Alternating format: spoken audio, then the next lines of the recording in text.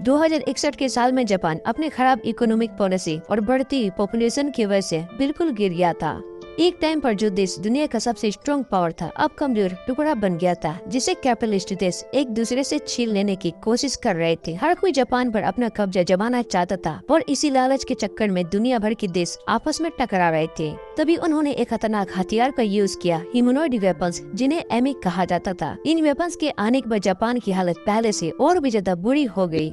यहाँ पर हम अपने मेन कैरेक्टर शिबा को देखते हैं। शिबा कुछ दोस्तों के साथ एक गिर चुके एमी के पार्ट्स को ढूंढ लेता है। सभी लोग जल्दी जल्दी जो चीजें यूज हो सकती थी वो निकाल लेते और वहाँ से भाग जाते।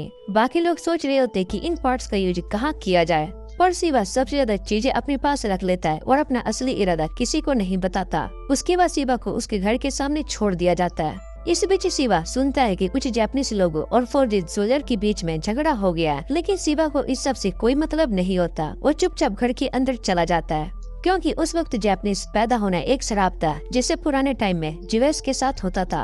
वैसे ही हाल अब जापान के लोगों का था। चाहे तुम्हारे पास पैसा हो या फिर टैलेंट, फिर भी उनके लिए अच्छी नौकरी मिलना लगभग नामुमकिन था। शिबा अक्सर सोचता है कि जिंदगी जीने का असली मतलब है क्या। ये सोच उसके अंदर उदासी भर देती है और इसी उदासी को दूर करने के लिए वो दोबारा से अकेला ही माउंटेन की तरफ चला जाता है। इस बार उसने अपने दोस्तों को नहीं बुलाया था और न तो उनके नाम पता था उसे और न ही कि वो कहाँ पर रहते हैं। शिबा उन्हें सिर्फ एक लवर के ग्रुप के थ्रू जानता था, लेकिन उसके लिए ऐसी छोटी सी दोस्ती भी काफी होती है। शिबा वापस से उस जगह पर पहुंचता है जहां उसने एमी के कुछ पार्ट्स पहले छुपाए थे। दिन भर वो वहाँ पर घूमता रहता है, पर जब शाम होने वाली होती है वो घर लौटने लगता है। तभी उसे एक जोड़ की हेल्प मांगने की आवाज सुनाई देती है। शिबा सीधा क्यूरियस हो जाता है, पर साथ ही थोड़ा सा डर भी लग रहा होता है उसको। इसलिए अपना मिलिट्री सोबे निकालता है और धीरे धीरे उस आवाज की तरफ बढ़ने लगता है। पत्तों के पीछे उसे एक बॉक्स पड़ा हुआ मिलता है और अचानक उस बॉक्स से आवाज निकलता है। बॉक्स अपना परिचय देता है। उसका नाम गाय होता है और गाय एक आर्टिफिशियल इंटेलिजेंट होता है जो कि अपनी खुद की सोच और जिंदगी रखता था। शिबा तुरंत डर जाता है और उसे लगता है कि इसमें पढ़ना मतलब कि अपने ऊपर मुसीबत बुलाना है, इसलिए वो पलट नहीं वाला था। लेकिन गाय उसके दिमाग की बात समझ जाता है और उसे डांट देता है। गाय ये तक कह देता है कि शिबा ने एमी का कम्युनिकेटर छुपा कर रखा है। गाय शिबा से रिक्वेस्ट करता है कि उसे बचा लो, क्योंकि उसकी बैटरी अब खत्म होने वाली है। शिबा अभी डिसाइड ही नहीं कर पाता है कि क्या करे। तभी गाय उसे झट से कहता है कि जल्दी भागो, कोई आ रहा है। और सच में कुछ ही पल में एक मिलिट्री व्हीकल आ जाता है। सोल्जर शिबा को देख लेते और उससे सवाल करने लगते कि तुम यहाँ पर इस वक्त क्या कर रहे हो। शिबा पूरे कॉन्फिडेंस के साथ कहता है कि वो बस कैंपिंग कर रहा था, लेकिन सोल्जर उसकी बात पर यकीन नहीं करते, क्योंकि उनके लिए ये जगह एक डेंजरस बैटल साइट थी जहाँ पहले एक एमी गिर चुका था और उन्होंने यहाँ के इक्विपमेंट्स थीफ की एक्टिविटी भी डिटेक्ट की थी। अब हम देखते हैं कि दो सोल्जर शिबा के पास आ जाते हैं और उसे अपना आईडी कार्ड दिखाने के लिए कहते हैं। शिबा एक ऑर्फन था जो कि अपने इनहेरिटेंस और गवर्नमेंट के थोड़े से सपोर्ट पर जिंदा था। रिकॉर्ड क्लीन होने के बावजूद भी सोल्जर उसे नीचे गिरा देते और उसके बैग की तलाश करने लगते, पर जब उन्हें कुछ भी नहीं मिलता तो उसे छोड़ देते। सिचुएशन सेटल होते ही शिबा वापिस से उस जगह पर पहुंच जाता है जहां पर उसने गाय को छुपाया था और उसे एक पुरानी छोड़ी हुई फैक्ट्री में लेकर जाया जाता है। और ये फैक्ट्री शिबा ने पहले अपना सीक्रेट अड्डा बना कर रखा था। फैक्ट्री के अंदर एक सिक्योरिटी डोर था जिसके पीछे एक पूरा एमी पड़ा था। शिबा तुरंत गाय की बैटरी चार्ज करने लगता है और गाय बहुत ही हैरान होकर उससे पूछता है कि क्या तुमने ये एमी खुद असेंबल किया है। तब शिबा अपनी कहानी सुनाता है। वो कहता है कि एक दिन जैसे पुराने खदान को रन एक्सप्लोर करते वैसे ही उसने इस फैक्ट्री को ढूंढा था। जब वो अंदर गया तो टूल्स और इक्विपमेंट्स अभी भी वहाँ पर पड़े थे। इसके बाद शिबा काफी दिन तक लगातार एक सीक्रेट रूम अनलॉक किया और उसके अंदर ऑलरेडी एक एमी पड़ा हुआ था, लेकिन उस एमी की बॉडी थोड़ी अलग थी क्योंकि उसमें सेंट्रल कंट्रोल डिवाइस मिसिंग था। शिबा तब से उसी को स्टडी कर रहा था। इस टूटी फूटी दुनिया में एक ही चीज थी जो कि शिबा को अब भी थोड़ा सा खुशी देती थी। गाय शिबा के पैशन को देखकर बहुत ही इम्प्रेस हो जाता है। फिर अचानक वो एक ऐसा सवाल पूछता है जो शिबा ने कभी भी नहीं सोचा था। जब ये एमी चलने लगेगा तो तुम क्या करोगे। ये सुनकर शिबा चुप हो जाता है। उसके पास कोई भी जवाब नहीं होता। गाय उसकी साइलेंस को देखकर कहता है कोई बात नहीं, चाहे तुम सिर्फ अपने इंटरेस्ट के लिए क्यों ना काम कर रहे हो। बॉर्डर वॉर के टाइम पर लोग ड्रिंक्स और पॉपकॉर्न लेकर सिर्फ रॉबर्ट्स की लड़ाई देखने के लिए आते थे। सब अपने पर्सनल इंटरेस्ट और इंजॉयमेंट के लिए ही करते थे। लेकिन शिबा उसकी बात को कट कर देता है और एक सिग्नल जैमर एक्टिवेट करता है ताकि गाय के सिग्नल बाहर ना जा सके और उसे वहाँ चार्ज पर छोड़ देता है। खुद फैक्ट्री से निकल जाता है। जैसे ही डोर बंद होता है गाय अपनी असली ताकत दिखाना शुरू कर देता है। वो पूरी फैक्ट्री को स्कैन करता है और मशीन को अपने कंट्रोल में लेकर कुछ नया प्रिपेयर करने लगता है। 3 दिन बीत जाते सिबा वापस फैक्ट्री नहीं आता। लगातार बारिश हो रही होती थी, जिससे कि सिबा बहुत ही एंजॉय हो गया होता है। उसे डर होता है कि कहीं गाय फैक्ट्री की सारी बिजली ड्रेन ना कर दे। अगले दिन सिचुएशन और खराब हो जाती है। मिलिट्री सिबा के उन दोस्तों को पकड़ लेती है जो कि एक व्हीकल को मॉडिफाई कर रहे थे और उसमें एमी के पार्ट्स को यूज कर रहे थे। कमांडर उन तीनों को टेररिस्ट डिक्लेयर करता है और उनके सामने सिबा की फोटो रख देता है और वो धमकी देता है कि अगर उन्होंने सिबा की इन्फॉर्मेशन नहीं दी तो उनकी जिंदगी खत्म हो जाएगी। उधर सिबा अपने हेडफोन्स रिपेयर कर रहा था कि गाय ने एक डेंजरस सिग्नल पिक किया और तुरंत सिबा को फोन किया, जल्दी भाग जाओ, सोल्जर तुम्हारे घर के अंदर घुसने वाले हैं। और वैसा ही होता है, सोल्जर घर में घुस जाते हैं, लेकिन सिबा वहाँ पर पहले से ही निकल चुका होता है। वो तुरंत nearby security camera check करने लगते हैं ताकि सिबा का पता लगा सके। सिबा सीधा फैक्ट्री की तरफ दौड़ जाता है और जैसे ही वो अंदर जाता है उसके होश उड़ जाते हैं। गाय ने एमी को कंप्लीट कर दिया होता है, लेकिन सिबा अपनी खुशी को ज्यादा देर तक एंजॉय नहीं कर पाता क्योंकि सोल्जर ऑलरेडी उसका पीछा करते हुए सिक्योरिटी कैमरा के जरिए उस फैक्ट्री तक पहुंच जाती। सीन चेंज होता है और हम देखते हैं कि वहाँ पर 2 ओशियन मैकेस खड़े होते हैं। साथ ही सिबा के 3 दोस्त ऑलरेडी उनके कब्जे में होते हैं। कमांडर उन्हें हॉस्टेज बनाकर सिबा से कहता है कि बाहर निकलो क्योंकि उसे लगता है कि सिबा किसी टेररिस्ट ऑर्गेनाइजेशन का हिस्सा है। सिबा के दोस्त बार बार समझाते कि वो बस सिटी के लड़के हैं जो कि व्हीकल मॉडिफाई करना पसंद करते हैं, लेकिन कमांडर उनकी एक बात को भी सुनने को तैयार नहीं होता। उल्टा वो उन पर अपनी गन को तान देता है, जिससे कि मजबूर होकर सिबा समझाता है कि उसे अब सामने आना ही पड़ेगा। लेकिन उसी वक्त गाय उसे रोकता है और गाय उससे कहता है कि क्या तुम जिंदगी भर के लिए कैप्चर होकर जेल में रहना चाहती हो या फिर तुम हार्डशिप का सामना करके अपना रास्ता खुद बनाना चाहती हो। तुम 2 ऑप्शन में से किसी एक को चुनो, और एक मछली जो कि पिंजरे में फंसी हो या फिर मछली जो कि ड्रैगन गेट को पार करके खुद ड्रैगन बन जाती है। अगर तुम मुझ पर भरोसा करते हो तो इस एमी को पायलट करो। सिबा एक पल के लिए भी डाउट नहीं करता, उसने तुरंत डिसीजन ले लिया। वो गाय के साथ मिलकर एमी को पायलट करेगा। कमांडर को लगता है कि सिबा चुप गया, इसलिए वो फायरिंग स्टार्ट कर देता है,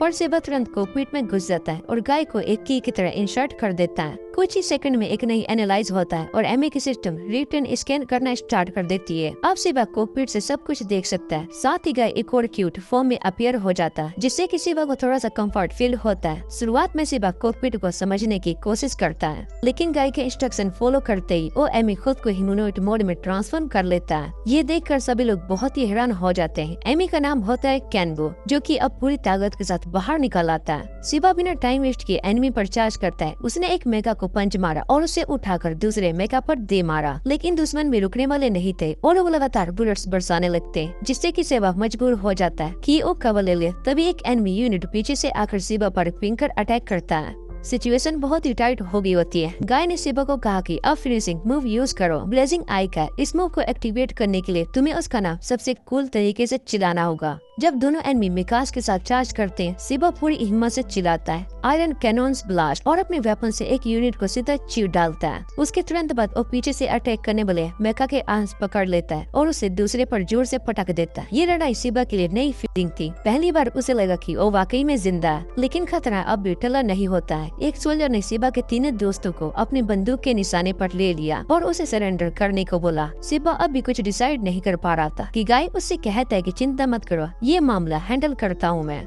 फिर गाय का टोन बदल जाता है। वो कोल्ड और रूथलेस आवाज में कहता है, ये तीनों बस टूल्स थे, इनका यूज तुमने सिर्फ पार्ट्स को इकट्ठा करने के लिए किया था ताकि कैनबू को रिपेयर कर सको। अब जब काम हो गया है, इनकी कोई भी जरूरत नहीं है। इतना ही नहीं, गाय ने कमांडर को भी सीधा इंसल्ट कर दिया।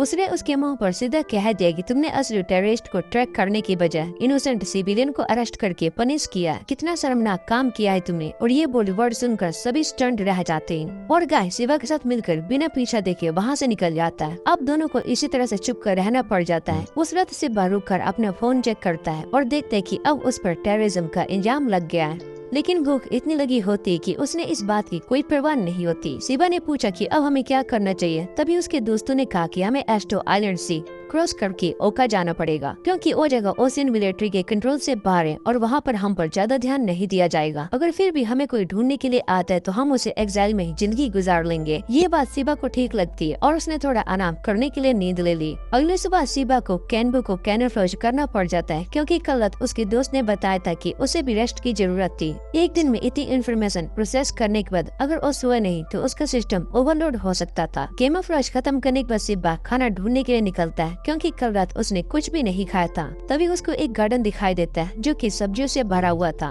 उसने सोचा जब मैं पहले से क्रिमिनल बन गया हूँ तो क्यों न एक छोटा सा क्राइम और करने का क्या फर्क पड़ जाएगा। ये सोचकर सिबा एक टमाटो तोड़ता है और जैसे ही बाइट लेने वाला होता है गार्डन का मालिक वहाँ पर आ जाता है और हाथ में एक सीकर लेकर उसको डरा देता है। ये देखकर सिबा तुरंत झुककर माफी मांग लेता है। गार्डन का मालिक उसे चुपचाप देख रहा होता है। फिर वो कहता है कि अगर सिबा उसकी मदद करे तो वो खाना मिलेगा उसको। इसके बाद फार्मर की गार्डियंस में सिबा अलग अलग सब्जियां तोड़ता है। दोपहर तक सिबा को ठंडे पानी में धुले हुए टमाटो खाने को मिलते हैं जो कि उसको बहुत ही अच्छे लगते। खाना खाने के बाद फार्मर उससे कहता है कि अब थोड़ा सा बीज लगाने में मदद करो। दोनों शाम तक काम करते हैं लेकिन सिबा को थकान महसूस नहीं होती, बल्कि उसको ये नया एक्सपीरियंस देखकर बहुत ही खुशी होती है। और ये बात नॉर्मल भी थी क्योंकि वो हमेशा शहर में रहता था और ऐसे एक्सरसाइज उसके लिए बहुत ही प्रीक्योस थे। फार्मर सब कुछ देखकर सिबा को अपने घर पर बुलाता है। उसकी वाइफ बाहर आकर सिबा का स्वागत करती है और फार्मर उससे कहता है कि गेस्ट के लिए खाना बना दो। वो खुश होकर मान जाती है और सिबा को पहले नहाने के लिए कहती है। नहाकर आने के बाद सिबा को एक ग्राइंड मिल मिलता है। सिबा बिना रुके खाना शुरू कर देता है। जैसे ही उसने पहला बाइट लिया उसकी आंखों में आंसू निकल पड़ते हैं क्योंकि ये टेस्ट फास्ट फूड से बिल्कुल अलग था जो वो हमेशा खाया करता था। इस मोमेंट ने सिबा को दिल से खुश कर दिया। खाना खाने के बाद सिबा ने चाय पी और तभी टीवी पर उसका वांटेड नोटिस आ गया। ये देखकर सिबा बहुत ही शॉक्ड हो गया और उसके पास कोई भी शब्द नहीं थे। तभी उन फार्मर बोलता है कि कभी उसका भी एक बेटा था लेकिन बॉर्डर वॉर में लड़ते वक्त उसकी भी मौत हो गई थी।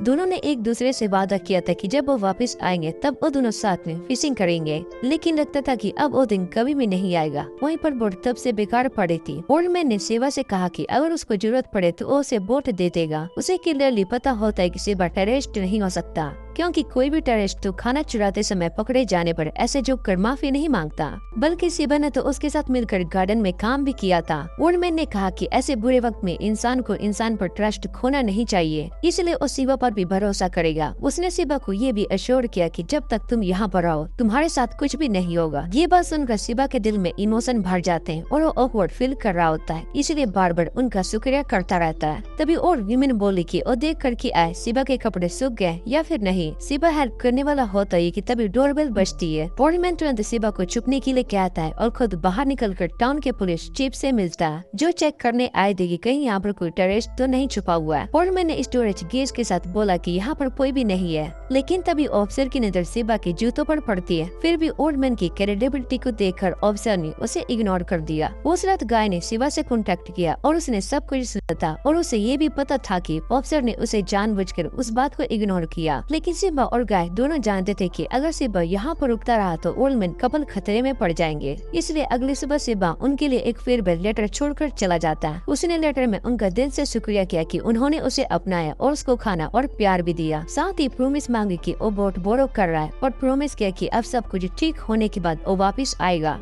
उसने घर को ऐसे मैसेज कर दिया जैसे कि उन्हें किसी ने अटैक किया हो ताकि कपल पर शक न हो। फिर सिबा ने बोट को गाय से कांटेक्ट किया और दोनों अपनी जर्नी पर निकल गए। लेकिन सिबा अब भी अनईजी फील कर रहा था क्योंकि उसके मन पर क्राइम्स का बोझ बढ़ता जा रहा था, वो भी ऐसे क्राइम जो कि उसने कभी किए भी नहीं होते। गाय ने कॉन्फिडेंटली कहा कि सब कुछ ठीक हो जाएगा, चाहे कितने भी क्राइम्स उस पर लगाए जाए, एक दिन सच सामने आ ही जाएगा। ये सुनकर सिबा थोड़ा सा रिलैक्स्ड हो गया। फिर गाय ने उसको बताया कि बस कुछ ही मिनट में वो लोग दूसरे शोर तक पहुँच जाएंगे।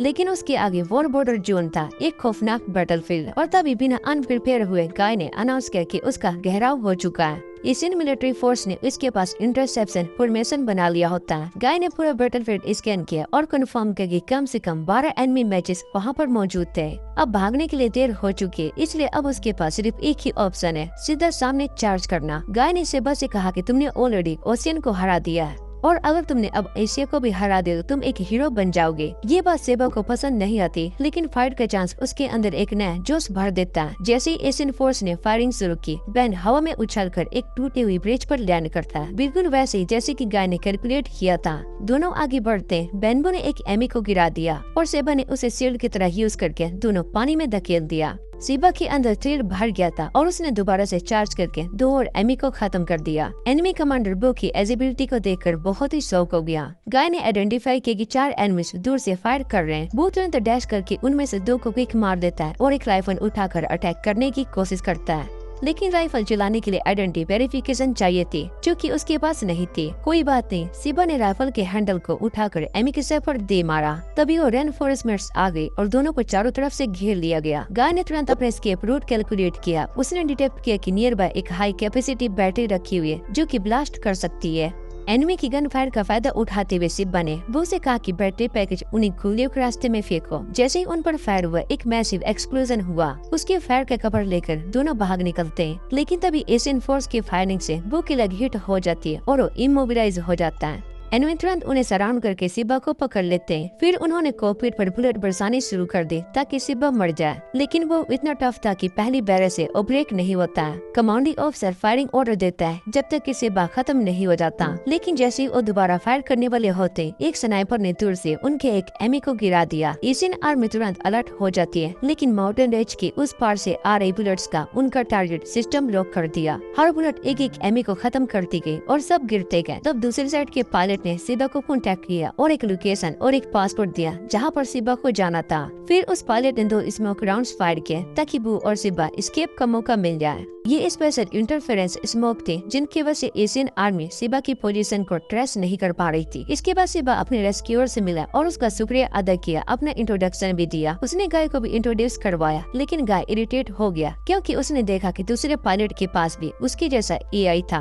एआई भी उसका स्वागत करता है और फिर चारों एक ट्रांसपोर्ट व्हीकल में बैठ कर निकल जाते। वहाँ दूसरा एआई अपना नाम काय बताता है और पायलट का नाम गजेन होता है। गाय तुरंत सराउंडिंग्स स्कैन करने लगता है ताकि ये पता कर सके कि लोग कहाँ पर जा रहे हैं। तभी काय एक्सप्लेन करता है कि ये रोड बॉर्डर वॉर से पहले बनाई गई थी। ये एक हाईवे प्रोजेक्ट का हिस्सा था जो कि प्राइवेटली फंड किया गया था और सीक्रेट में कंस्ट्रक्ट हुआ था ताकि एनिमी को इसका पता ना चले और लोग इसको सेफली ट्रेवल कर सके। उसके बाद सिब्बा की बारी आती है जो कि एक कोट और रिवर्स स्टोन में पूछते हैं कि ये गजेन कौन है। तब गेन बताते हैं कि जापानीज लोग एमा पायलट कर रहे हैं और अपना खुद का आर्मी बना रहे हैं जिसका एम जापान को दोबारा से रिस्टोर करना है। गेन अपने ऑर्गेनाइजेशन का नाम भी बताता है जो कि याडा होता है। ये सुनकर गाय रिमार्क करता है कि सिब्बा ने तो असली टेररिस्ट को इनकाउंटर कर लिया है। थोड़ी देर के बाद सिब्बा को याडा के कैंप में लेकर आया जाता है। वहाँ पर वो मेंटेनेंस वर्कर से मिलता है जो लोग उसे कमजोर और बहुत ही वीक कहकर चिढ़ाते, लेकिन फिर भी एग्री करते कि ओबो को रिपेयर करेंगे। तभी एक लड़की आती है जो कि अपना नाम रिसा बताती है। रिसा उसको लेकर याडा के 2nd यूनिट कैप्टन आईक्यू के पास जाती है। एक शॉर्ट इंट्रोडक्शन के बाद आईक्यू उससे कुछ सवाल करता है जो कि इंटरनेट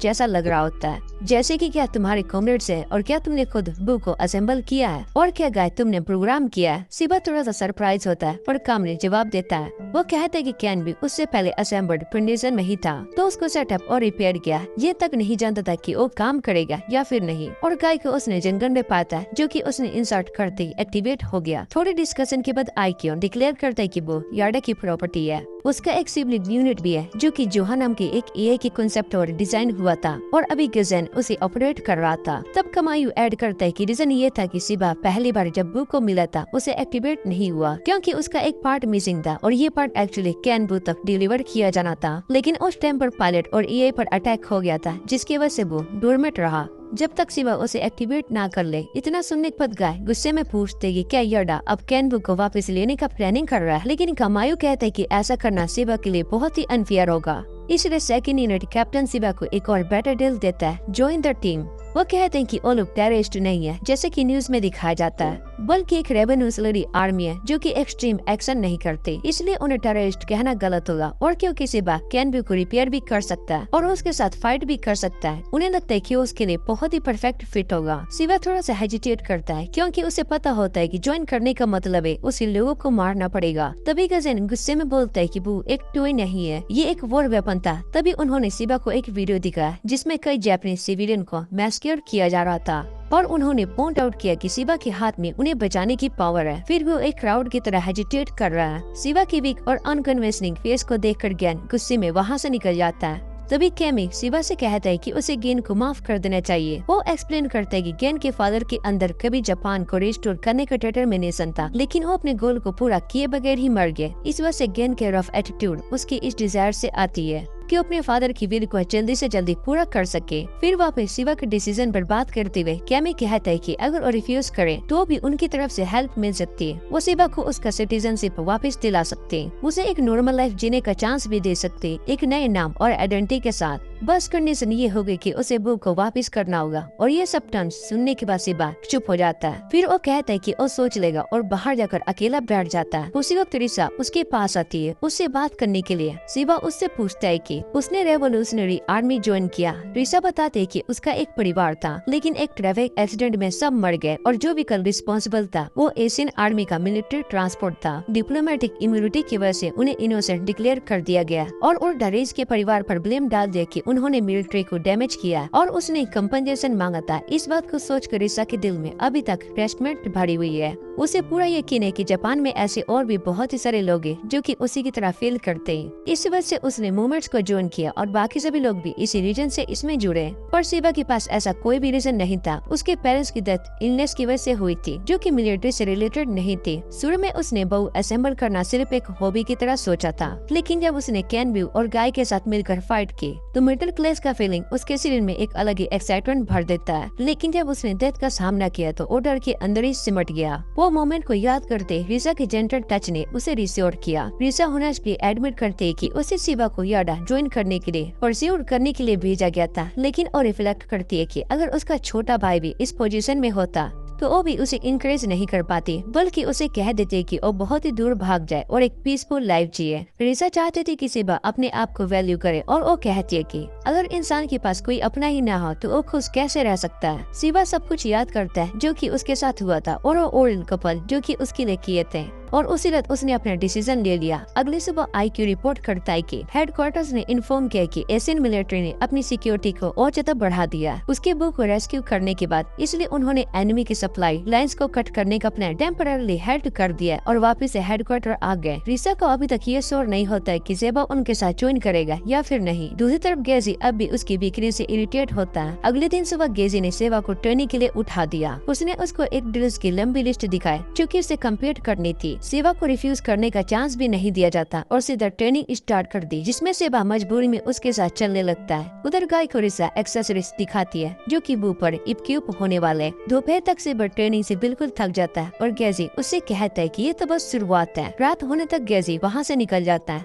थका हुआ सिब्बा अपने बेड पर लेट जाता है और गाय उसके साथ बातें करते हुए बू की तारीफ करता रहता है, लेकिन सेबा इतना टायर्ड होता है कि कुछ ही देर में सो जाता है। अगले दिन सुबह फिर से गेजी उसे खींचकर ट्रेनिंग में ले जाता है और रात होते होते सिबा इतना थक जाता है कि खाना खाने की हिम्मत भी नहीं कर पाता। लेकिन सभी लोग उसके एफर्ट्स को नोटिस करते हैं और उसको चीयर अप करते हैं। कोई उसके लिए एक स्पेशल ड्रिंक भी बनाता है और उसको पीते ही सिबा सो जाता है। तीसरे दिन फिर से उसे ट्रेनिंग के लिए बुलाया जाता है। उधर गाय देख रहा होता है कि वो धीरे धीरे कंप्लीट हो रहा है और सिबा खुद भी ट्रेनिंग के साथ साथ इम्प्रूव कर रहा था। उस दिन गेजी उसे थोड़ा जल्दी छुट्टी दे देता है और सिबा कपड़े चेंज करके वापस आ जाता है। तभी रिसा उसको बुलाती है और बुक को दिखाती है जो कि अपने आर्मर के साथ फिटेड था। उसके बैग पर एक सोर्ड और कैनन भी माउंट किया गया था। सिबा स्पेशलिस्ट की क्राफ्टमैनशिप को देखकर बहुत ही ज्यादा हैरान हो चुका होता है। कुछ देर डिस्कस करने के बाद सिबा और रिसा एक पास के स्ट्रीम पर नहाने के लिए निकलते हैं। रिसा कैजुअली उसके सामने ही अपने कपड़े उतार देती है। सिबा को शर्माता हुआ देखकर उसका हाथ पकड़कर और उसके हाथ पानी में जंप कर जाती है। ठंडा पानी सिबा की साड़ी वॉरिस को वॉश कर देता है। उसके बाद दोनों बैठकर बातें करते हैं। रिसा उसे बताते कि परसों वो लोग यहाँ से निकलकर हिरोशिमा के लिए जाएंगे।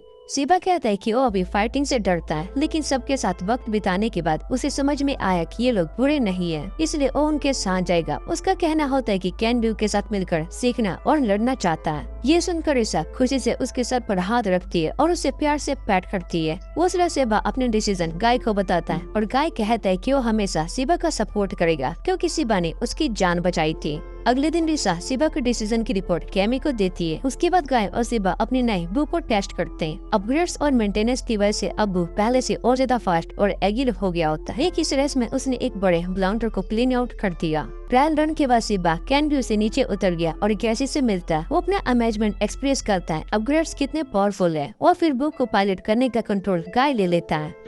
गाय को कैन से फेमिलियर होना जरूरी था अगर सिबा मर गया तो, और सिबा को भी ऐसा ही करना था। इसलिए दोनों एक प्रैक्टिस मैच करते हैं जिसमें वो दोनों एक दूसरे का यूनिट यूज करते। गाय का यूनिट जोहन था जिससे कि एआई कंट्रोल कर रहा था।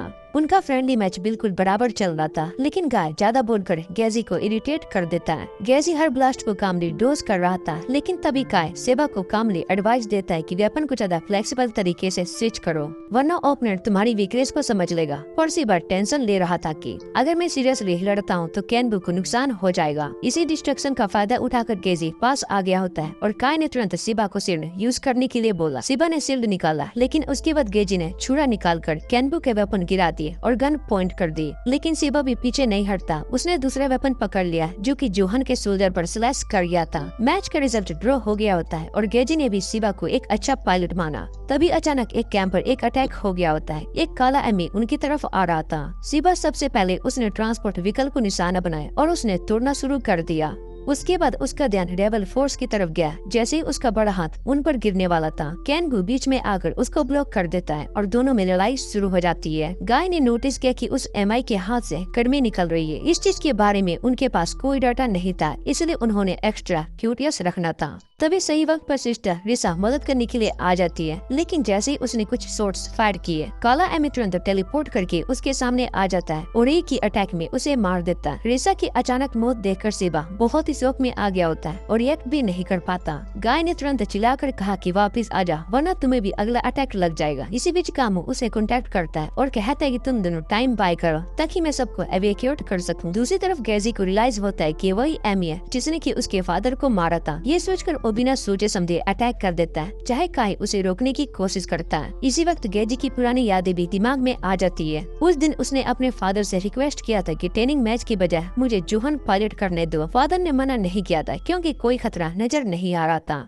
लेकिन जैसे ही वो गया, एक तुरंत इमरजेंसी अलर्ट आ गया। एक ब्लैक एमी ने उसके फादर की टीम पर अटैक कर दिया। ये देखकर गेजी गुस्से से बाहर आ गया और उसने कसम खाई कि वो अपने फादर का बदला जरूर लेगा। काय ने तुरंत उसे काम होने के लिए कहा क्योंकि उसके विस्टन अनस्टेबल थे और ऐसे में वो जोहान को प्रॉपरली कंट्रोल नहीं कर पाएगा। तभी ब्लैक एमी ने अपने वेपन गेजी पर स्विंग किया और केनबू तुरंत आगे बढ़कर उसे बचा लेता है। लेकिन गेजी अब भी इमोशनल कंट्रोल खो चुका होता है। उसने सेबा को गुस्सा करके कहा कि तू दूर हो जा। तभी कामू ने कांटेक्ट किया और बोला कि तुम दोनों को मिलकर लड़ना होगा, वरना अगर तुम दोनों हार गए तो यहाँ सबकी मौत हो जाएगी। काय ने भी उसे समझाया कि वेटन स्टेबल करो वरना मुश्किल हो जाएगी। प्रॉब्लम ये थी कि गाय और काय के पास एमी के बारे में बिल्कुल भी डाटा नहीं था जिससे कि एक प्रॉपर स्ट्रेटेजी बन सके। बस एक ही इन्फो थी, ये एमी जहाँ से गुजरता है सब कुछ बर्बाद कर देता है। एशियन और नॉर्थ अमेरिकन एनिमीज दोनों इसके बारे में बहुत ही नुकसान उठा चुकी थी। इस वजह से सब इसे गोस्ट कह देते हैं। गोस्ट ने लड़ाई की शुरुआत एक तेज और पावरफुल स्ट्राइक की, जिससे कि केनबू पीछे धकेला गया।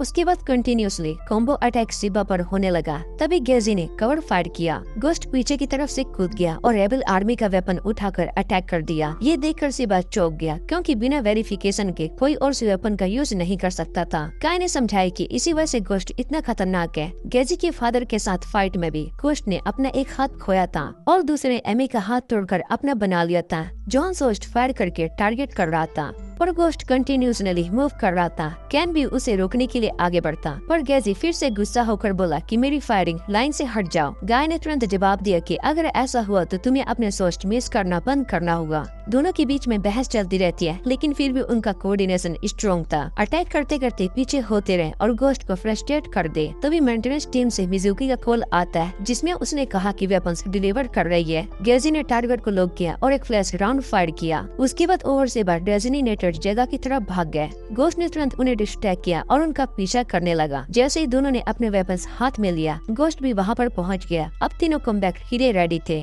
गोस्ट ने पहला अटैक लॉन्च किया पर केनबू की हार्टेड ब्लेड ने उसे ब्लॉक कर लिया। जोहन ने फायर को कवर दिया लेकिन गोस्ट ने सोस्ट ब्लॉक करके सीधा जोहन की तरफ एक्सेलरेट किया। केनबू मदद करने के लिए आया पर गोस्ट ने जोहन को उठाकर ऊपर ही फेंक दिया। लेकिन गाय पहले से ये मूव एंटिसिपेट कर चुका था और वो तुरंत हवा में उछल गया। केनबू ने फायर में स्विच करके नीचे से फायर किया। गोस्ट ने अपना आर्म यूज करके ब्लॉक कर दिया। तभी से वह ऑलरेडी उसके पास पहुँच चुका था। वो एक अटैक से उसका एक हाथ काट दिया, फिर उसकी टांग में सोड घुसाकर उसे नीचे गिरा दिया। अब बाकी ये काम जोहन का था। गेजी ने आर्मर पार्सिंग राउंड को लोड किया और गोस्ट के सर पर नो स्टॉप फायरिंग शुरू कर दी पर सिर उड़ने के बाद भी गोस्ट चलता रहा। वो अचानक केनबू के पीछे कूदकर उसे जोहन पर धकेल देता है, दोनों को जमीन पर पिन कर देता है। उसके बाद गोस्ट ने अपना इंटरनल रिएक्टर एक्टिवेट कर दिया। अपने आप को उन दोनों के साथ ब्लास्ट करने के लिए टेम्परेचर बढ़ता गया और गोस्ट का रंग काला से लाल हो गया। ना सेबा बच पाया और ना ही गेजी, दोनों अपनी मौत के लिए रेडी हो गए। तभी कामू ने ऑटो लेडी सपोर्ट भेजा। उसने ऑर्डर दिया कि गोश्त के जॉइंट्स पर एम करो। जैसे ही जॉइंट लूज हुए, बू और जॉन अपने आप को छुड़ाकर कवर के लिए भाग गए। दोनों लोग वेट कर रहे थे कि अब गोश्त ब्लास्ट होगा, और वो सिर्फ हीट अप ही हो गया था और ब्लास्ट का साइन नहीं था।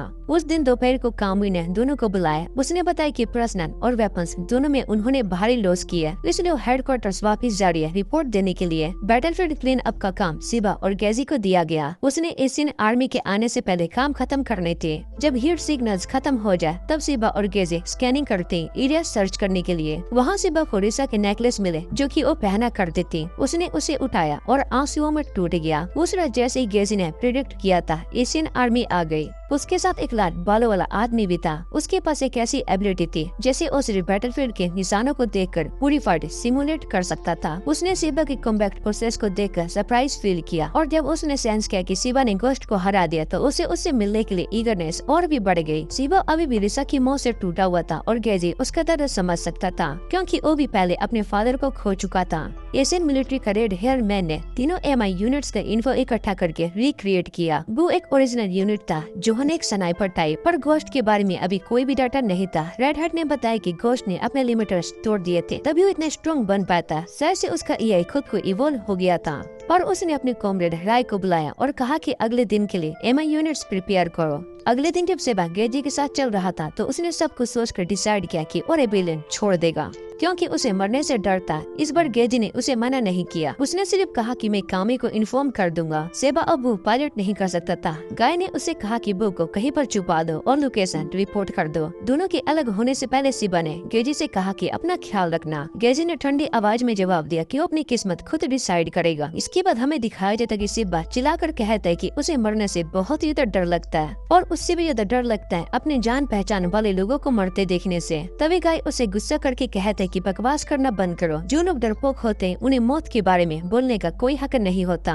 उसके बाद सिबा ने बू को एक स्ट्रीम के पास छुपा दिया और खुद गाय के साथ जंगल से बाहर निकल गया। ये सब गाय की वजह से पॉसिबल हुआ था, क्योंकि उसने सिबा की आईडी कार्ड को डाटा ओवरराइट कर दिया था। इस वजह से सिबा पे वांटेड नोटिस होने के बावजूद सिबिलियन ने उसे पहचाना ही नहीं। फिर गाय उससे पूछते है कि अब तुम क्या करने वाले हो। सिबा कहता है कि ओरिसा के घर जाएगा और उसका नेकलेस वापस करेगा। हालांकि उसे ये भी नहीं पता था कि वहाँ पर अब कोई रहता है या फिर नहीं। बस उसने अंदाजा लगाया होता है कि उसका कोई रिलेटिव होंगे। गाय पहले से रिसा के फैमिली के एक्सटेंट के बारे में पता लगाता, इसलिए उसने सिबा को उसका एड्रेस दे दिया। सिबा और शुक्रिया करता है और दोनों थोड़ा मजाक करते हैं और फिर अलग रास्ते निकल जाते हैं। दूसरी तरफ दो आदमी जो कि बिल्कुल उस लाल बाले वाले सोल्जर की तरह कपड़े पहने हुए थे, आपस में बात कर रहे होते हैं कि ये लोग जापानीज सिविलियन को जबरदस्ती क्रिमिनल बनाते और फिर दिखावा करते कि उन्हें सजा दे रहे हैं। ये सब वो सिर्फ अपना काम और सबूत इकट्ठा करने के लिए कर रहे होते। उनके नजर में जापानीज लोग जैसे कि जंगली लोग से ज्यादा और कुछ नहीं थे। इधर से गाय के दिए हुए एड्रेस पर पहुंच जाता है, लेकिन वहाँ पर पूरा गांव बर्बाद हो चुका होता है। फिर भी वो सोचता है कि शायद से रिसा के कुछ रिश्तेदार अब भी बचे होंगे, और वो आसपास के लोगों से पूछता है, लेकिन हर कोई उससे बचने लगता है जैसे कि वो कोई श्राप हो। सिब्बा बहुत ही हैरान होता है कि तभी एक छोटी लड़की उसके पास आती है और कहती है, क्या तुम रिसा के दोस्त हो? उसी वक्त एक आदमी गुस्से से भरे चेहरे के साथ आता है और वो पूछता है कि तुम कौन हो? सिब्बा अपना परिचय देता है, फिर इसका नेकलेस दिखाता है। नेकलेस देखते ही वो आदमी उसे गाड़ी में बैठा लेता है। वो सिब्बा को बताता है कि रिसा के घर एशियन आर्मी ने तबाह कर दिया, उसका पूरा परिवार खत्म हो चुका और अफवाह है कि रिस रेबेलियन में शामिल हो गई है। ये सब नए गवर्नर जनरल के ऑर्डर पर हुआ था। बहुत ही सारे लोगों का यही हाल हुआ था, उनके रिश्तेदार तक को भी नहीं बचाया गया और ये सब बस जुल्म था। उसके बाद वो आदमी सिबा को एक नाइट डिनर के लिए लेकर जाता है, जहाँ पर सिबा की मुलाकात एक ग्रुप से होती है। ये सब रिसा के बचपन के दोस्त होते। उस आदमी ने उन्हें बुलाया था ताकि वो रिसा के बारे में कुछ सुन सके। वहाँ सब हंसी मजाक करते और रिसा की पुरानी यादें बताते, बिना ये जाने की असल सच क्या है। आखिर में सिबा को उन्हें सब कुछ बताना पड़ता है और ये सुनकर सभी लोग बहुत ही शौक हो जाते। कुछ तो अपने आंसू तक नहीं रोक पाते, क्योंकि रिस वैसे एक अच्छी इंसान थी जो कि हमेशा दूसरों की मदद करती थी। फिर वो सब सिबा से पूछते कि अब तुम क्या करोगे, क्योंकि उसे ये भी नहीं पता होता है कि रिस के रिलेटिव्स अब बचे भी हैं या फिर नहीं। इसके बाद सिबा प्लान बनाता है कि ओरिसा का नेकलेस उसके परिवार के ग्रेव पर रखेगा। जब उसने उसके ग्रेव का लोकेशन पूछा तो सभी चुप हो गए। तभी शॉप ओनर बोलते हैं कि उसी जगह का पता है, वो एक माउंटेन पर है और वहाँ तक पहुँचने में काफी वक्त लगेगा। उसने सिब्बा को अपने घर रात रुकने का ऑफर दिया, लेकिन सिब्बा ने मना कर दिया। फिर भी सभी लोग चाहते थे कि सिब्बा वहीं पर रुक जाए। आखिर में सब लोग डिसाइड करते हैं कि ओसे भी मिलकर रिसा की फैमिली ग्रेव विजिट करेंगे। उस रात उन्होंने एक हॉट पॉट पार्टी रखी और सिब्बा को भी इनवाइट किया। सिब्बा ने पहले हेजिटेट किया, लेकिन ओल्ड मैन ने उसे रुकने के लिए मना लिया। डिनर के बाद मिस्टर नोज और उसकी बेटी वहाँ से निकलते हैं। जब वो रोड क्रॉस कर रहे होते हैं और ग्रीन लाइट होती है, तभी गवर्नर की कार उनके सामने रुक जाती है। गवर्नर खिड़की खोलता है और ओल्ड मैन को कंप्लेन करता है कि उसके कपड़े उसकी वजह से गंदे हो गए। दूसरी तरफ हमें रेड हट दिखाया जाता है, जिसे कि एक नया एमी मॉडर्न मिला होता है। वो इतना एक्साइटेड होता है कि तुरंत उसे चलाना चाहता था, पर बू और गोस्ट दोनों को हंट करने निकल चलता है। गोस्ट की बात करें तो वो एक केव में छुपा हुआ था और अपने आप को रिपेयर कर रहा था।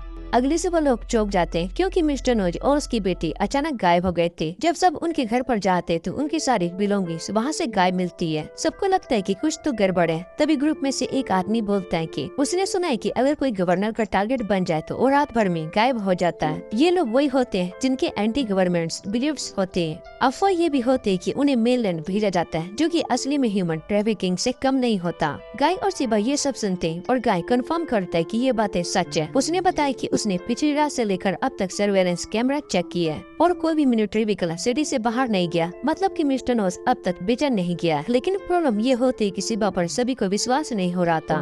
तभी गाय एक रैंडम आदमी को पकड़ता है और उसका सबसे बड़ा सीक्रेट एक्सपोज कर देता है। ये देखकर सब लोग उसकी बात पर बिलीव करने लगते हैं और वो डिसाइड करते हैं कि गवर्नर के सामने जाकर मिस्टर नोज और उसकी बेटी को वापस मांगना होगा। दूसरी तरफ गास रिपोर्ट करता है कि सिबा ने अपना चॉइस बना लिया। कैमी उसकी सिचुएशन समझकर सिंपैथी देता है और कहता है कि जब वो हेडक्वार्टर वापस जाएगा तब उसे एक नया टीममेट मिलेगा जो कि पायलट होगा और उसका फ्रेम बिल्कुल वो के डिजाइन पर बेस्ड होगा। इधर गवर्नर अपने साथियों के साथ प्रॉफिट का स्प्लिट डिस्कस कर रहा होता है। इसके बाद हमें दिखाया जाता है कि गवर्नर ने प्लान बनाया होता है कि मिस्टर नोज को जबरदस्ती लेबर में बेचा जाएगा और उसकी बेटी को कुछ गंदे लोगों के हवाले कर दिया जाएगा। तभी एक रिपोर्ट आती है कि जापानीज सिटीजन गेट के पास इकट्ठा हो रहे हैं। इधर से वह रेस्टोरेंट में रुकने का डिसीजन लेता है, लेकिन थोड़ी देर के बाद न्यूज आती है। तभी प्रोटेक्टर्स को अरेस्ट कर लिया गया है और उन पर एंटी गवर्नमेंट क्राइम्स का इल्जाम लगाकर उन्हें लेकर जाया जा रहा है। गाय को भी पता चलता है कि जो व्हीकल्स भेजे गए थे वो मिलिट्री ट्रक्स थे, जिन्हें उन लोगों के घर पर लूटने के लिए भेजा गया था, जिनको बेचने का प्लान था। गाय तुरंत सिबा को कॉल करके कहता है कि तुम्हें अभी तुरंत यहाँ से निकलना होगा क्योंकि वो लोग यहाँ पर आ रहे हैं। कॉल एंड होने के बाद रेस्टोरेंट ओनर सिबा को रिसा के फैमिली के ग्रेव का लोकेशन बता देता है और कहता है कि तुम उनकी तरफ से रिगार्ड्स पहुंचा देना, बाकी सभी का ध्यान हम रख लेंगे। उसके बाद सिबा को वहाँ से बाहर भेज दिया जाता है और थोड़ी देर के बाद मिलिट्री आ जाती है। पूरा ग्रुप जिसमें कि मिस्टर नोज भी होता है और कैप्चर कर लिया जाता है। उन्हें रास्ते में सभी के सामने मार्च कराया जाता है और अनाउंस किया जाता है कि ये सभी लोग गवर्नमेंट के अगेंस्ट खड़े हुए थे, इसलिए उन्हें एग्जीक्यूशन होगी। सिबा ये सब अपने फोन पर देखता है और अंदर से बहुत ही टूट जाता है। उसको दुख होता है कि कितना कमजोर था, जो कि हमेशा भागता रहा और उन लोगों को छोड़ता रहा जो कि उसकी मदद करते थे। गवर्नर बिना वजह के एक आदमी को गोली मार देता है। ये देखकर सिबा रो पड़ता है और वो समझाता है कि वो कितना क्राउड था। तभी गाय उससे कहता है कि अगर तुम्हें अपना आप इतना पसंद नहीं है तो बदल क्यों नहीं जाते, अपना बेहतर वर्जन बनो, मैं हमेशा तुम्हारे साथ रहूंगा। ये बात सुनने के बाद सिबा फिर से अपनी हिम्मत को जोड़ता है और उसी वक्त स्प्रिंग के अंदर से कैनब्यू की आंखें चमकने लगती है। दोपहर में जब एग्जीक्यूशन शुरू होने वाली होती है और सोल्जर अपने गल एम करते तभी एक जोर का ट्रिमोर होता है और कैनब्यू बाहर निकलता है और अपना सिर लगाकर सभी को प्रोटेक्ट करता है। गवर्नर तुरंत अटैक का ऑर्डर देता है, लेकिन उनके अटैक इतने कमजोर होते कि उनके फाइट के लायक भी नहीं किए जा सकते थे। सिबा कैनब्यू को कंट्रोल करके एक एनिमी को उठाकर दूसरे पर फेंकता है और दोनों को एक साथ खत्म कर दिया। फिर उसने कैनब्यू को एक बड़ा सा फिस्ट गवर्नर के सामने उठाया और गवर्नर का डर सामने पसीना छूट गया। गवर्नर कांपने लगा और अपनी जान की भीख मांगता गया। तभी गाय गवर्नर की इलीगल ह्यूमन ट्रैफिकिंग वाले ऑपरेशन को पूरी दुनिया में ब्रॉडकास्ट कर देता है। दूसरी तरफ रेड हार्ट ये सब देखकर जोर जोर से हंसने लगता है और बार बार बारों को चिल्लाता है। सेबा गवर्नर को वार्निंग देता है कि अगर तुमने अभी भी दोबारा से इसी जापानीज इंसान को छूने की कोशिश की तो मैं रोज रात तुम्हारे घर आकर तुम्हें याद दिलाऊंगा। इतना कहकर वो वहाँ से निकल जाता है और मिस्टर नोज और उसकी बेटी को भी लोगों की मदद से आजाद कर दिया जाता है। पहली सुबह सेबा उस जगह पर पहुँचता है जहाँ पर गेजी उसका वेट कर रहा होता है। वहीं ओरिसा के नेकलेस को भी उसके परिवार के गृह पर रख देता है, जो कि एक पुराने प्रॉपर्टी विलेज में होती है। इसके बाद कहानी आगे बढ़ती चली जाती है, जहाँ पर हमें लिटिल चैन के बारे में दिखाया जाता है, जो कि अपने ग्रैंडफादर के साथ पोर्ट्री बनाती थी। दोनों मिलकर बहुत ही सुंदर और यूनिक कैर में काम करते थे, लेकिन एक दिन एशियन मिलिट्री वहाँ पर आती है और उनके लैंड और वर्कशॉप को कब्जा कर लेती है। उन्होंने फैमिली को मना करने का मौका भी नहीं दिया। ग्रैंडफादर सिर्फ देखता ही रह गया। उनकी पूरी लाइफ की मेहनत खराब हो गई थी। उस दिन के बाद उन्होंने कभी भी पोर्ट्री नहीं बनाई और ये देख कर लिटिल चैन ने वादा किया कि एक दिन वो अपनी फैमिली के फैक्ट्री को दोबारा से वापस लागी। दूसरी तरफ हम देखते कि जोहान और वो दोनों ही डैमेज हो चुके होते। उनके बहुत ही सारे इम्पोर्टेंट पार्ट्स टूट चुके होते। गाय और काय को भी रिचार्ज की जरूरत थी ताकि वो सही से काम कर सके। गेजी ने मिजुको से कॉन्टेक्ट किया और मिजुको मदद करना चाहती थी, लेकिन वो एशियन फोर्स से बचते हुए हेडक्वार्टर की तरफ जा रही थी, इसलिए ज्यादा कुछ नहीं कर पाए। लेकिन उसने उन्हें बता दिया होता है कि मशीन को रिपेयर करने के लिए एक पार्ट्स कहाँ मिलेंगे। सिबा ने गेजी से पूछा कि अब हमें क्या करना चाहिए, तो गेजी उसे ले गया और इलेगली इलेक्ट्रिक सिप ऑन करके दोनों मशीन को रिचार्ज करने लगे। उन्होंने उन्हें डिस्क्यूज भी किया था ताकि कोई उन्हें पहचान ना सके और फिर उनको रेस्ट दिया। उसके बाद गेजी और सिबा सिटी में आ गए और एक होटल ढूंढने लगे। सिबा सिटी का लड़का होने के बावजूद पहली बार वहाँ पर गया था, इसलिए थोड़ा सा कंफ्यूज था। गेजी उसे टीज करके कंट्री बम्किन कह देता। सिबा जवाब देना चाहता था, लेकिन गेजी कहता है कि ज्यादा अटेंशन मत खींचना। चेक इन के बाद दोनों अपने रूम में चले जाते हैं। वहाँ पर काय उन्हें बोलता है कि तुम दोनों को नहा लेना चाहिए क्योंकि तुमसे बहुत ही बुरी स्मेल आ रही है। सिबा ये सुनकर बहुत ही हैरान हो जाता है कि एक एआई भी स्मेल कर सकता है और कहता है कि बिना डिटेक्ट किए तुम्हारे आसपास सब लोग अपनी नोसेस कवर कर रहे थे, इसलिए रूम में जाते ही दोनों अच्छे से नहा लेते हैं। नहाने के बाद वो साथ में डिनर भी करने बैठ जाते हैं। तभी गेजी को मिजुको का मैसेज आता है। वो पार्सल डिलीवर कर चुके होते, जो कि कल के रिपेयर स्टार्ट कर दी जाएगी। ये सुनकर सिबा खुशी से खाना खाने लगता है। उसने देखा कि गेजी सब्जी नहीं खा रहा था, तो उसने उससे पूछा। काय बताता है कि गेजी बहुत ही पैची ईटर है। सिबा उसको टीच करता है तो गेजी उसको गुस्से से घूरता है। सिबा तुरंत उसको एपोलाइज करता है और कहता है कि मुझे पता नहीं था कि तुम्हें ऐसे जोक्स पसंद नहीं है। उसने बताया कि उसके सभी दोस्त नहीं है, इसलिए उसे समझ में नहीं आता है कि लोगों से कैसे कम्युनिकेट करे। तभी काय और गाय उससे कहते हैं कि टेंशन मत लो, गेजी बस अपने आप को टफ दिखाने की कोशिश करता है ताकि अपनी असली वीकनेस छुपा सके। इसके बाद हम देखते हैं कि गेजी, सिबा और गाय आपस में आर्ग्यू कर रहे होते हैं। दूसरी तरफ यूरोपियन मिलिट्री को सिबा का प्रोकैटेटिव स्पीच सुनने के बाद एशिया की इकोनॉमी और रेपुटेशन को लगने वाले बड़े झटके के बाद तैयारी स्टार्ट कर देती है। कमांडर ये सोच रहा होता है कि अब यहाँ पर जंग का फूल खून और बर्बाद के साथ खिलने वाला है। अगली सुबह गेजी और सिबा बस पकड़कर पार्सल लेने के लिए निकल जाते हैं। रास्ते में गेजी सिबा को बोलता है कि अब नीचे जापानीज सिटी देखो, जो कि अब डोमिनेशन के नीचे है, जहाँ के लोग बहुत ही दुखी है, ऑपरेशन और परवेट में जी रहे। उनसे कहा गया कि ओदिन इस जगह को वापस ले लेगा। दोनों एक बार में पहुँचते हैं जहाँ पर रेजिस्टेंस मेंबर काम करते हैं। गेजी ने सही पासवर्ड बोला और ओनर ने उन्हें पैकेज दे दिया। ओनर ने भी सिबा का स्पीच सुना था और अपनी उम्मीदें उस पर रख दी। लेकिन थोड़ी ही देर के बाद जब वो दोनों रिस्पॉन्सिबिलिटी के बारे में बात कर रहे थे, तभी दूर से पोर्ट एरिया में एक बड़ा सा एक्सप्लोजन हो जाता है। यूरोपियन आर्मी ने ब्लड मूव लेकर एशियन जोन पर अटैक कर दिया। एशियन रिटेलिएट करते हैं, लेकिन ज्यादा स्ट्रॉन्ग रिस्पांस नहीं दे पाते। गेजी और सिबा भी एक्टिवेटिंग क्राउड में मिल जाते हैं और सिचुएशन ऑब्जर्व करते हैं। ओशियन आर्मी अंधाधुंध फायर कर रही होती है बिना सिविलियन की परवाह किए। दोनों एवेक्यूएशन एंटर तक पहुँच जाते हैं। वहाँ गाइड देख लेता है कि एशियन साइड के लिए सिचुएशन बहुत ही खराब है और शायद वो सिविलियन को एवेक्यूएट करना स्टॉप करके डिफेंस पर फोर्स करेंगे। ये बात सिबा को मंजूर नहीं होती और वो कुछ करना चाहता था। गाय उसके जज्बे को देखकर डिसाइड करता है कि वो सिविलियन डिवाइस हैक करेगा ताकि एवेक्यूएशन गाइड कर सके। गाय और गाय मिलकर पूरी सिटी का डिस्प्ले स्क्रीन पर हैक कर लेते और लोगों को सेफ रूट दिखाना स्टार्ट कर देते हैं। लेकिन फिर भी स्पीड बहुत ही स्लो पड़ रही थी क्योंकि ओशियन आर्मी बहुत ही तेजी से एडवांस कर रही थी। सिबा चाहता था कि ओबो का यूज करे सपोर्ट के लिए, पर गेजी कहता है जब तक हम बू लेने जाएंगे और वापस आएंगे तब तक सब मर चुके होंगे।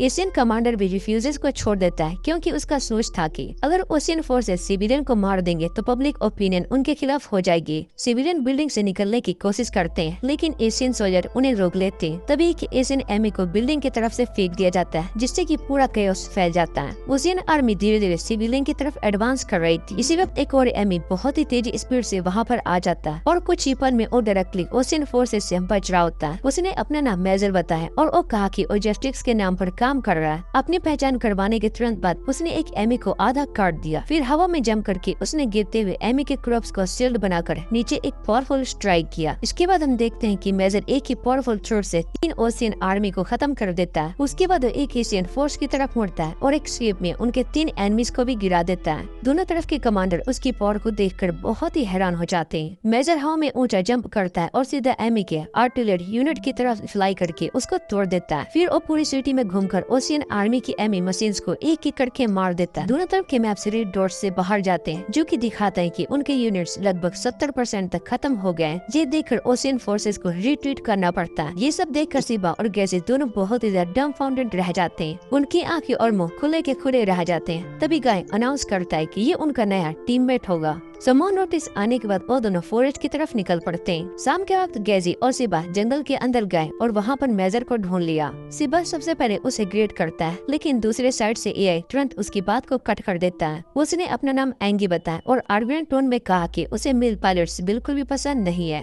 उसने सिबा और गैजी से डिमांड किया कि वो दोनों अपना सिर झुकाए और उसका शुक्रिया करे, क्योंकि उसने उसकी जान बचाई है। थोड़ी देर तक सिबा और गैजी को इंसल्ट करने के बाद एगी ने फाइनली रिवील किया कि प्रिंसेस और उसका पायलट उसके नए टीममेट्स होंगे और वो पायलट थी सीना। सीना अपने सब कमांडर यूनिट के नीचे उतर आती है। बिना कुछ बोली अचानक और रो पड़ती है। फिर तीनों को एक नियर बाई याटा बेस में ट्रांसपोर्ट कर दिया जाता है। वहाँ पहुँचने के बाद सबसे पहले सीना अपने आंसू के लिए माफी मांगती है। उसने अपना इंट्रोडक्शन दिया और सिबा से बातें करने लगे। गैजी वहाँ पर भी थोड़ा सा और सा रूड था। सीना बताती है कि सुबह का बैटल उसकी लाइफ का रियल कमबैक था। उससे पहले वो सिर्फ एक मेंटेनेंस कोवर करती याटा के लिए। तभी अचानक एंगी उसके सामने आ गया और उसने बोला कि तुम्हें पायलट बनना होगा, और सीना ने बिना कुछ सोचे समझे हाँ कर दिया। एंगी को अपने जजमेंट पर बहुत ही कॉन्फिडेंस था, लेकिन गाय और काय को लगता था कि एंगी बस लड़कियों को पसंद करता था। तीनों सीना, सिबा और गैजी फिर मजाक करने लगते हैं और मस्ती करते, जिससे कि गाय को हेडक होने लगता है। दूसरी तरफ एक रेड हेड आदमी जिसका नाम हार्डी था और उसका दोस्त अपने कमांडर से मिलने के लिए पहुंचते हैं। कमांडर ने उन्हें बुलाया था क्योंकि उन्होंने गोश्त का पोजीशन लोकेट किया था। अब कंफर्म हो गया होता है कि गोश्त एक अनडेड मशीन है, जिसमें कि एक एआई है जो कि इंडिपेंडेंट थिंकिंग करता है, लेकिन अभी तक कोई भी नहीं जानता था कि उनके पीछे कौन है। गोश्त पहले नॉर्थ अमेरिका, एशिया, रसिया और ओशियन की फोर्स को खत्म कर चुका था। हाई रैंकिंग ऑफिशियल अब डिस्परेट हो गए थे गोश्त को कैप्चर करने के लिए, ताकि अपने साइड के लिए वॉर में एडवांटेज पा सके।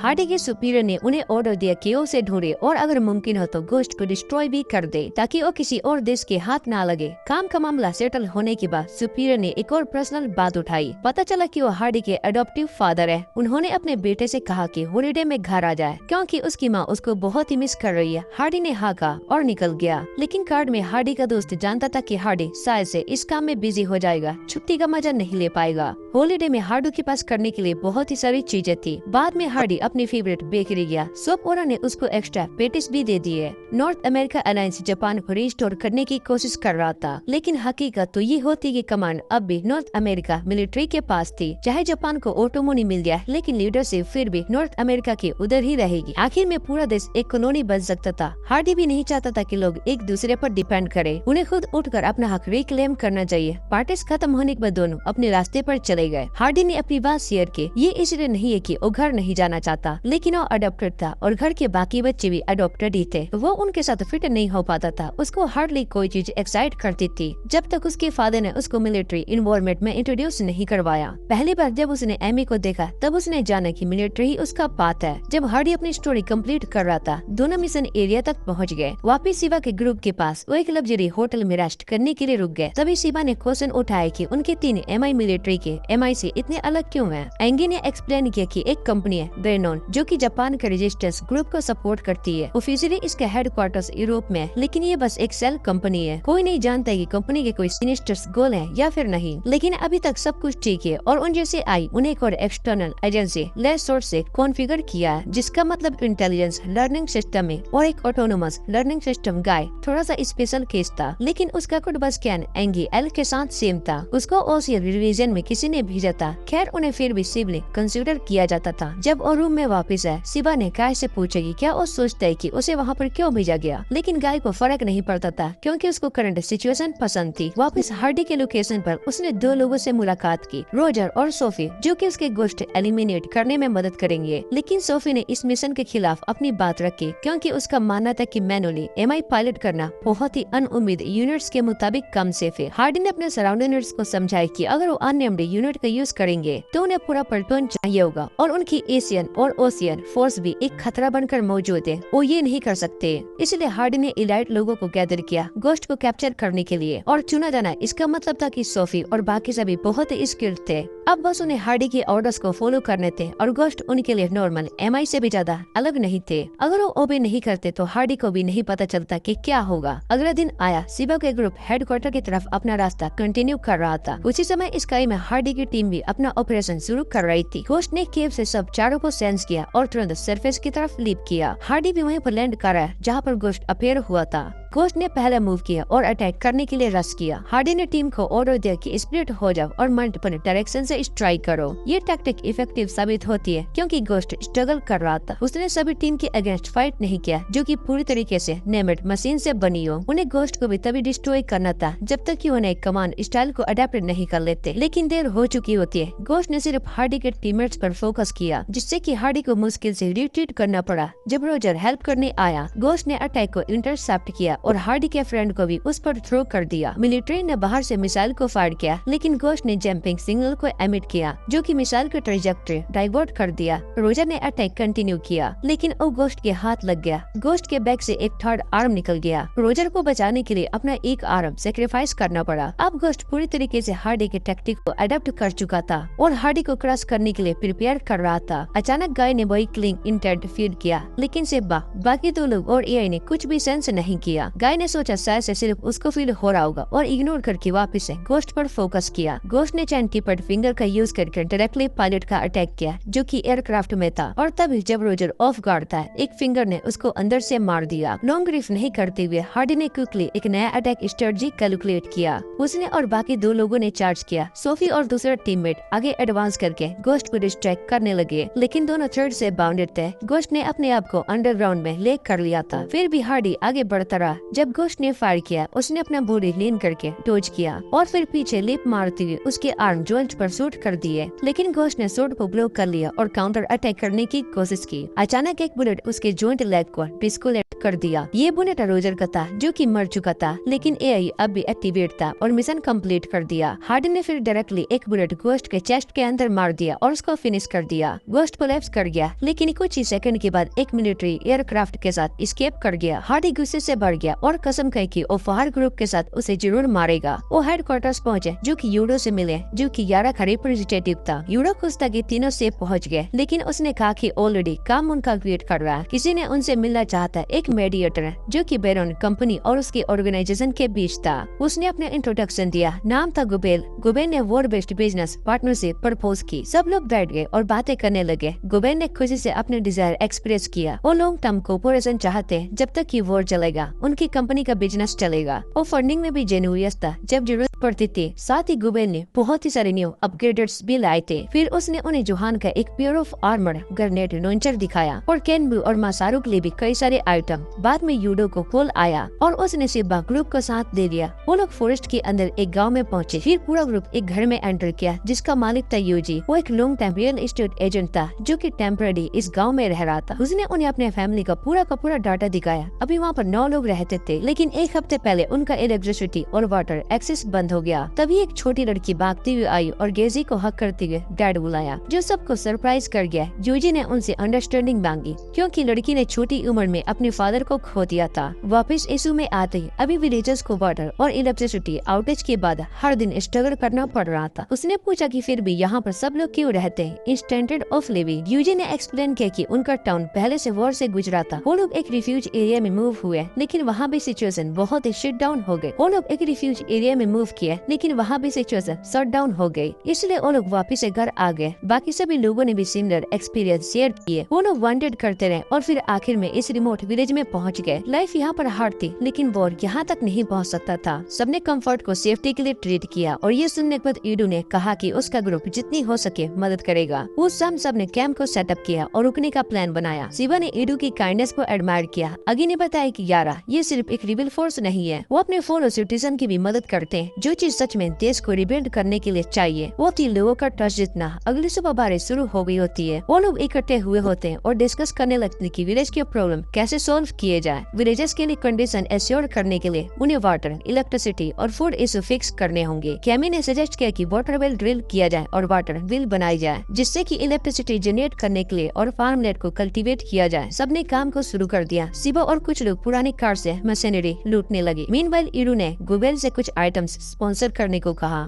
गुबेल ने एग्री कर लिया क्योंकि इस समय वो बहुत सारे पैसे कमाया जा रहा था। सब लोग बिजी हो गए। कुछ लोग हाउसेस बनाए और कुछ ने बिल डग किया और कुछ ने फार्मलैंड का काम किया। दोपहर तक सब साथ में बैठकर खाना खाने लगे। बच्चों को खुश देखकर सिबा का मन बहुत ही शांत हो गया। अगले दिन सब ने अपना काम रिज्यूम किया और वुड स्टैक करना शुरू कर दिया। तब सिबा को सिन ने बुलाया कहीं चलने के लिए। दोनों माउंटेन्स के एक टेंट में गए जहाँ पर एक क्लीन था। सिन चाहते थे कि उसको रिपेयर किया जाए। अगर सक्सेसफुल होते तो ब्रेड, पिज्जा और पोर्ट्रे भी बना सकते थे। सिन ने ये भी शेयर किया कि उनके फैमिली में पोर्ट्रे का ट्रेडिशन है। ये सुनने के बाद सिबा ने हेल्प ऑफर दी और दोनों क्लीन को रिस्टोर करना शुरू कर दिया। और काम के बीच में दो बच्चे भी यूरियस होकर आते ही सिन ने उन्हें इन्वाइट किया ज्वाइन करने के लिए। दिन ब दिन सब अपने अपने काम में प्रोग्रेस करते रहे। सिबा का ग्रुप भी क्लीन रिस्टोर करने में सक्सेसफुल हुआ। सिन के गाइडेंस में टेस्ट किया गया और सिबा और दो बच्चों को कप्स और प्लेट्स जैसे आइटम्स बनाए। अब सिर्फ उनको फायर और ग्लेज करना था, फिर रेडी हो जाते उसके लिए। मीनवाइल गैस के साइड को नेसेसरी इक्विपमेंट मिल चुका था और अब सिर्फ वेल से वाटर पंप लाना बाकी था। वाटर वेल भी स्पिनिंग शुरू हो गया और इलेक्ट्रिसिटी जनरेट करने के लिए। लेकिन गाय ने कहा कि अकेला सबके नीड्स के लिए काफी नहीं होगा। गैस के टीम को भी एक प्रॉब्लम फेस करनी पड़ती है। उन्हें एक हार्ड रॉक लेयर मिलती है और काय ने एरिया को स्कैन किया और एस्टिमेट किया कि रॉक 2 मीटर थिक है, जो ब्रेक करना बहुत ही मुश्किल होगा, लेकिन अगर मैनेज कर लिया। एंगी ने बताया कि वाटर लगभग 100 लीटर पर डे आएगा। विलेजर्स के लिए ये पानी काफी था। मजुआ ने एक और मेथड प्रोसेस किया कि कैसे हैंडल किया जाए। अगले कुछ दिन तक सब लोग काम में बिजी रहे। वाटर वेल को अपग्रेड किया ताकि ज्यादा इलेक्ट्रिसिटी जनरेट हो सके, लेकिन गाय ने फिर भी पावर सप्लाई को बारने इनफ रेट किया। फिर गाय ने दोनों को विल के पास बुलाया। मौका ने एक और डिवाइस डिजाइन किया था जो लेजर और पार्सिक रोड को कंबाइन करता था। पहले लेजर से रोड को मेल्ट करेंगे और फिर रोड से ब्रेक करेंगे। आइडिया गाय का था, इसलिए उसने सिबा को फोर्स किया कि वो करे, वरना गाय गुस्सा हो जाएगी और कोई चॉइस नहीं बची होती। सिबा ने लेजर को पोजीशन में पॉइंट किया। अब सिर्फ लेयर पुल करना था, लेकिन गाय ने कहा कि पहले स्किल का नाम शाउट करना होगा। मजाक में सिबा ने शाउट किया अल्ट्रा डील ब्रेकर और लीवर पुल किया। कुछ ही देर के बाद अंडरग्राउंड स्प्रिंग से पानी घुस करने लगा। उन्होंने वाटर प्रेशर का यूज करके वाटर व्हील को एक्सेलरेट किया, जिससे कि इलेक्ट्रिसिटी का स्टेबल सप्लाई बन गया। लाइट ऑन हो गई और चीजें ग्रेजुअली इम्प्रूव होने लगी। विलेजर्स ने ग्रेटिट्यूड में अपना सर झुका दिया। ट्रिप के बाद सिबा, गेजी और सिन को एक और मिशन पर भेजा गया ताकि यार्टा मेंबर्स के लिए सप्लाईज खरीदी जा सके। ये काम सीक्रेटली करना था। लंबी लिस्ट को देखकर सिबा को समझ में नहीं आया कि कब ये फिनिश होगा। तभी एक जान पहचान ने गेजी को रिकॉग्नाइज किया। It's you. पूरा ग्रुप पार्क में बैठकर बात करने लगा। सिबा ने एक्सपेक्ट नहीं किया था कि गेजी का एक ब्रदर भी होगा। ये पहली बार था जब उसने उसको ऐसे स्माइल करते देखा था। काय ने दोनों को यू के बारे में बताया। यू पहले यार्डा हेडक्वार्टर में काम करता था काय के पेरेंट्स के साथ, लेकिन दोनों एशियन आर्मी के खिलाफ फाइट करते हुए मारे गए और गेजी के फादर ने यू को अडॉप्ट किया। गेजी ने उसको अपना रियल ओल्डर ब्रदर समझा और क्रेस किया। जब यू अचानक ऑर्गेनाइजेशन छोड़ गया तो गेजी के लिए ये बहुत ही इम्पैक्टफुल था और लंबे समय तक उसके दिल में रहा था। थोड़ी हार्टफेल्ट बातें होने के बाद अब यू को लीव करना था। दोनों ने कॉन्ट्रैक्ट इन्फॉर्मेशन एक्सचेंज किया और फिर यू पहले चला गया। जब वो हेडक्वार्टर्स वापस आया, उसने अपनी और अपने फादर यू की फोटो निकाली। पुरानी मेमोरीज रिसर्फेस्ड हो गई और एक टाइम था जब दोनों एक्सीडेंटली माउंटेन में लॉस्ट हो गए थे। गाय बहुत ही डर गया था, लेकिन यू ने उसको रीअश्योर किया। चाहे वो ब्लड रिलेटेड नहीं थे, यू हमेशा गेजी को प्रोटेक्ट करता था। ये मेमोरीज गेजी कभी भी नहीं भूल सकता था। अगले सुबह सिबा की टीम एक न्यू इक्विपमेंट टेस्ट करना शुरू किया। सब कुछ ठीक होने का चेक करते हुए गेजी को यू का मैसेज मिला। उसका दिल खुशी से भरा, लेकिन फिर यू ने सिबा और शिन को इनवाइट किया। यू ने तीनों को जापानीज सिटी ले गया। उसने इंश्योर किया कि वहाँ पर रहने वाले सब लोग जापानीज है। एशियन कोऑपरेटिव्स के लिए टेरिटोरी का एक भी इंसान वहाँ पर नहीं था। चाहे ऑफिशियली रिकॉग्नाइज ना हो, लेकिन सिटी में 3482 रेजिडेंट थे, जो कि एक स्मॉल टाउन के बराबर था। सारे डिसीजन जापानी लोग ही लेते थे, लेकिन ये सब कुछ भी नहीं था। इस ऑटोमोनस एरिया का डिस्ट्रिक्ट लीडर कोई और नहीं, यू ही था। सब लोग उसको एडोर कर देते। उसकी सिर्फ एक ही चाहती, बच्चों के केयर फ्री स्माइल को देखना। वो चाहता था कि उन सभी को प्रोटेक्ट करे। यही वजह थी कि उसने यार्डा छोड़ दिया, क्योंकि उनका पाथ और ऑर्गेनाइजेशन का पाथ अलग था। इस ऑटोमोनस जून को मैनेज करना बहुत ही ज्यादा मुश्किल था, क्योंकि उसको हर दिन एशियन आर्मी के साथ नेगोटिएट करना पड़ता था। फाइट करने की बजाय वो चाहता था कि फ्यूचर में सिटी और एक्सपेंड हो। फिर वक्त आया और यू ने तीनों को फ्रीली एक्सप्लोर करने के लिए छोड़ दिया। वो ज्यादा दूर नहीं गए थे कि लोकस उनको गिफ्ट्स देने लगे। क्योंकि यू के लिए बहुत ही शुक्रगुजार थे, सिबा और शिन भी हिल पर चढ़ गए थे ताकि सिटी का व्यू एंजॉय कर सके, जबकि गेजी अपने ब्रदर से मिलने के लिए गया। मीटिंग के बाद यू सीधा पॉइंट पर आया। उसने चाहा कि उसका छोटा भाई याडा छोड़कर इस सिटी के साथ रहे। उसने एक्सप्लेन किया कि पॉपुलेशन कैप की वजह से रेजिडेंट की संख्या इंक्रीज नहीं हो सकती, लेकिन वो एशियन आर्मी के एक्सपेक्शन रिक्वेस्ट कर सकता था गेजी के लिए। वो नहीं चाहता था कि उसका भाई फिर से गन उठाए और वो चाहता था कि वो यहाँ पर पीसफुल लाइफ जिए। गेजी तुरंत जवाब नहीं दे सकता था, इसलिए उसने सोचने के लिए टाइम मांगा। फिर वो वापस से हेडक्वार्टर आया, सोचता हुआ कि क्या करे। तभी गुबेल उसके पास आया और एक ट्रस्ट रिवील की। अगर गेजी को लूज कर दिया तो कंपनी के प्रॉफिट्स पर नेगेटिव इफेक्ट पड़ेगा। गुबेल ने क्लेम किया कि यू एशियन आर्मी का स्पाई है। गेजी को बिलीव करना है या फिर नहीं, ये उसका डिसीजन था। लेकिन गुबेल ने इन्फोसाइज किया कि इन्फॉर्मेशन एक कमोडिटी है, ट्रुथ को एडजस्ट करने की जरूरत नहीं है और थोड़े रीजनिंग के साथ ये ओबियस था। गुबेल के हिस्से से कैसे एशियन आर्मी अलाउ कर सकता था यू को इतना बड़ा ऑटोमोनस जोन एस्टेब्लिश करने के लिए, अगर वो उनके लिए काम नहीं कर सकता था। यू को इतना बड़ा ऑटोमोनस जोन एस्टेब्लिश करने के लिए, अगर वो उनके लिए काम नहीं कर सकता था। इसके बाद हम देखते हैं कि हमें यू के बारे में बताया जाता है। यू ने जो सिटी बनाई थी उसके बदले में उन लोगों के लिए काम करता था। कभी जमीन कब्जा लेता, कभी इन्फॉर्मेशन लीक करता और कभी रिबेल एलिमेंट्स की पहचान कर लेता। ब्रिबेरी और कभी ब्लैकमैन तक भी करता था। और ये सुनकर गेजी के लिए बहुत ही ज्यादा शौक वाली होती है, क्योंकि जिसका वो हमेशा रिस्पेक्ट करता था, अपने बड़े भाई को और जैपनीज को बचाने के लिए उन्हें भी बेच रहा था। गुबेल ने गेजी को समझाया कि अगर तुम यू के साथ कॉन्टेक्ट में रहे तो वो जल्दी याडा के सारी इन्फॉर्मेशन लीक कर देगा। एक पायलट को खोना कंपनी के लिए बहुत ही बड़ा लॉस था और अब 3 चले गए थे। गुबेल ने कहा कि तुम्हें अब समझदारी से फैसला लेना होगा, वरना अंजाम बहुत ही सीरियस हो सकती है। अगर विश्वास नहीं होता है तो खुद को इन्वेस्टिगेट कर लो। ये सुनकर गेजी वहाँ से निकल गया। सीन कट होता है एक डार्क रूम में, जहाँ पर गेजी को काय कहता है कि तुम इस बात का जिक्र किसी बात से मत करना। उसको याद आता है कि जब उसने अपने फादर को खोया था तब वो चुपचाप बैठा हुआ था और सिर्फ यू ही था जो कि उसके पास आया था और उसे कंफर्ट किया था। गेजी को यकीन नहीं हो रहा था कि उसका भाई ऐसा कुछ भी कर सकता है, इसलिए अगले दिन गेजी चुपके से सिटी वापस आता है ताकि खुद इन्वेस्टिगेशन कर सके। थोड़ी देर घूमने के बाद भी उसे समझ में आया कि कुछ तो गड़बड़ है। मेडिसिन और डेली चीजों की सप्लाई बहुत ही कम थी। लोग हमेशा कंप्लेन कर रहे थे। आगे बढ़ने पर उसने देखा कि एक व्हीकल एशियन आर्मी का सीधा यू के ऑफिस की तरफ जा रही है। जैसा कि गेजी ने सोचा था, वो लोग इंस्टेनियल गुड्स की डिलीवरी को एक वेपन बनाकर यू पर प्रेशर डाल रहे थे ताकि उन्हें इन्फॉर्मेशन दे। ये उनके दिल का पार्ट नहीं था, फिर भी यू के पास और कोई ऑप्शन नहीं